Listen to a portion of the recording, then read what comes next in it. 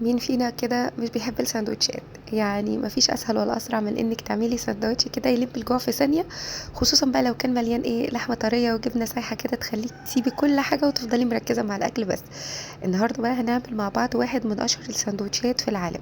سندوتش الفيلي تشيز ستيك، السندوتش الامريكي اللي مع اول قطمه منه كده هتحسي انك في قلب مطعم كبير بره. بس الحلاوه بقى ان احنا هنحضره مع بعض في البيت بخطوات سهله جدا ومن غير لف ولا دوران. هتشوحي كده لحمه متقطعه رفيع مع بصل وفلفل وهتخلي ريحه ماليه المطبخ كله.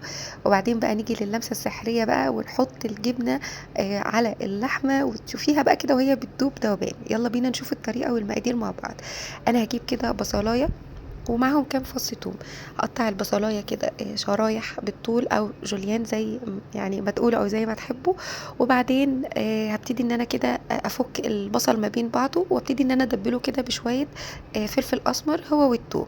في طاسه تانية كده بقى اكون جهزت قطعه زبده مع زيت او زبده بس او زيت زي ما تحبوا يعني، بس حطوا مع شويه الزيت زبده بتدي طعم احسن بصراحه للوصفه. وفي الوقت ده اكون مجهزه بقى نص كيلو لحمه المتقطعه اللي هي الستيك دي شاورما يعني شرايح كده رفيعه.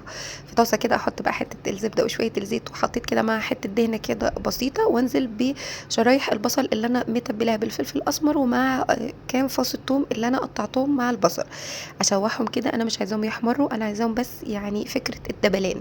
بعدها اكون مقطعه كده فلفلايه خضراء برضو شرايح وانزل كده عليهم بالبصل.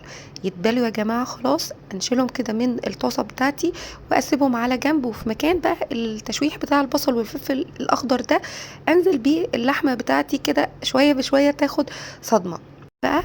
يعني كل ده مع بعضه، واول ما تبتدي الشاورما بتاعتي او اللحمه بتاعتي او الستيك بتاعي ينزل كده ميته، احط بقى شويه فلفل اسمر وشويه ملح وشويه بقى بهارات مشكله زي ما انتوا عايزين.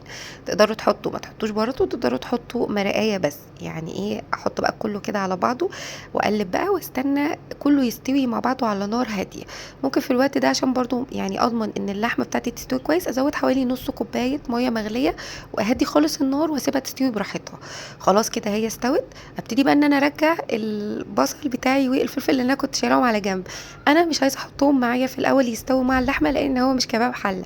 هي وصفه كده حلوه قوي. بعدها ابتدي بقى ان انا اجيب اوزع كده شويه جبنه موتزاريلا على الوش بتاعي لحد ما تبتدي تسيح. انا مش هدخلها تحت الشوايه خالص في الفرن، انا هحطها بس واغطي الطاسه بتاعتي بغطا من الغطيان بتاع اي حله موجوده عندي.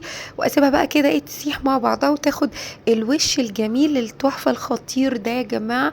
مش قادره اوصف لكم الطعام والجمال ولا الحلاوه. في الوقت ده بقى انا يعني خلاص انا انبهرت بالشكل الفظيع ده. اجيب بقى سندوتشات باجت معايا كده وابتدي ان انا اشوحها كده بحته زبده. وبعدين بقى ابتدي ان انا احشي الساندوتش بالخلطه القمر دي. خلاص انا حشيته. اقدر طبعا احط معاه اي صوص انتوا عايزينه. الولاد بتحبوا تقدروا تحطوا كاتشب، تقدروا تحطوا مايونيز مع كاتشب مع سنه مستردة زي ما انتوا عايزين يا جماعه. اي صوص هيليق جدا بالساندوتش ده. تقدروا بقى يعني تقدموا بقى الساندوتش ده كده وتعملوا اكل مطاعم كده او يوم زي اكل المطاعم في البيت. الولاد هتتجمع كده حواليكوا وهتحبوا جدا الاكل. انا هنا قدمته مع كاتشب وبطاطس محمره كان خطير وتحفه والولاد جدا حبيته. اتمنى ان الوصفه لو عجبتكم استنى كده تطبيقاتكم وتعليقاتكم في الكومنتات. وما تنسوش كده ترفعوا لي الوصفه كده بلايك وكومنت حلو. هستنى رايكم في الكومنتات. اشوفكم على خير ان شاء الله. الوصفه الجايه انا ديجا ودي قناتي. يا رب تكون وصفه النهارده عجبتكم واتمنى فعلا ان انتوا تجربوها. اشوفكم على خير الوصفه الجايه. باي باي.